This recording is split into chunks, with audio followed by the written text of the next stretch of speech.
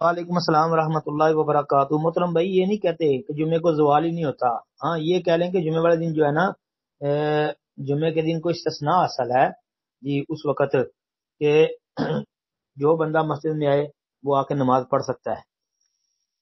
یہ ایک استثنائی صورت ہے، اس کو سمجھنا چاہیے، کیونکہ جمعے والا دن جو ہے، یہ حدیث میں آتا ہے کہ جو بندہ جمعے کے دن مسجد میں آئے گا، خطیب کے خطبہ شروع ہونے سے پہلے جتنی اس کے مقدر میں ہے وہ نماز پڑھ لے۔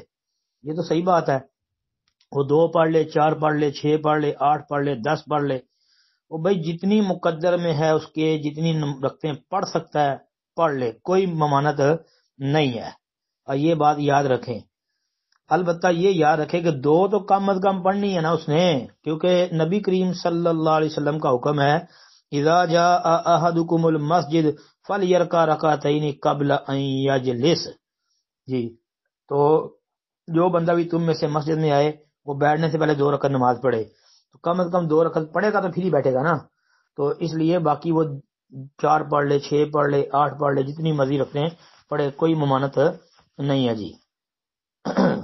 السلام علیکم ورحمۃ اللہ وبرکاتہ۔ السلام ورحمۃ اللہ وبرکاتہ۔ جی محترم بھائی، بریلوی جو کہتے ہیں رفع الدین منسوخ ہو چکا ہے، یا دیوبندی کہیں، کوئی بھی کہے، بے بنیاد بات ہے، ایک بات۔ دوسرے نمبر پہ مولانا انور شاہ کشمیری رحمۃ اللہ علیہ دارالعلوم دیوبند کے پہلے شیخ الحدیث تھے، جنہوں نے بخاری کا حاشیہ فیض الباری کے نام سے لکھا ہے۔ انہوں نے اپنی کتاب نیر الفرقدین کے صفحہ نمبر 22 پر یہ کہا ہے کہ رفع الدین متواتر ہے، سنت سے ثابت ہے، اس کا ایک حرف بھی منسوخ نہیں ہوا جی۔ یہ احناف کے گھر سے گواہی ملی ہے جی۔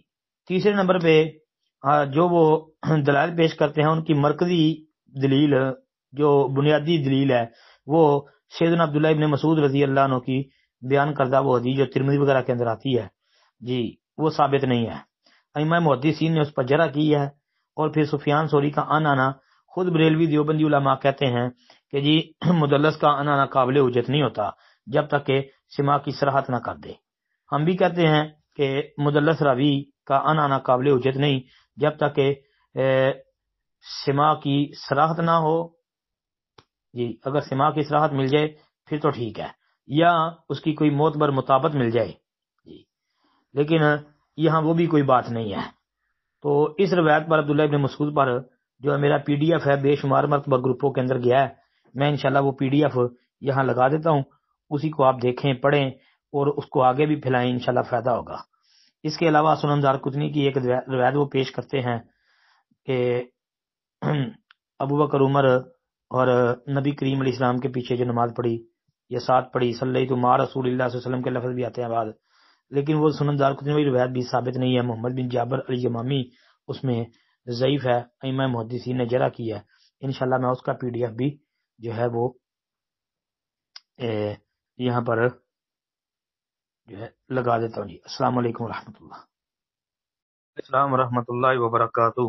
محترم بھائی کہتے ہیں جی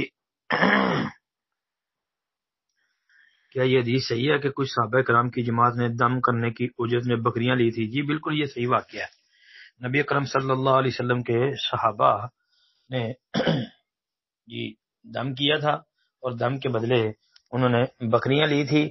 پھر وہ بکریاں لے کے جب نبی کریم علیہ الصلوۃ والسلام کے پاس مدینہ میں آپ کے پاس پہنچے، تو انہوں نے آپ صلی اللہ علیہ وسلم سے مسئلہ پوچھا۔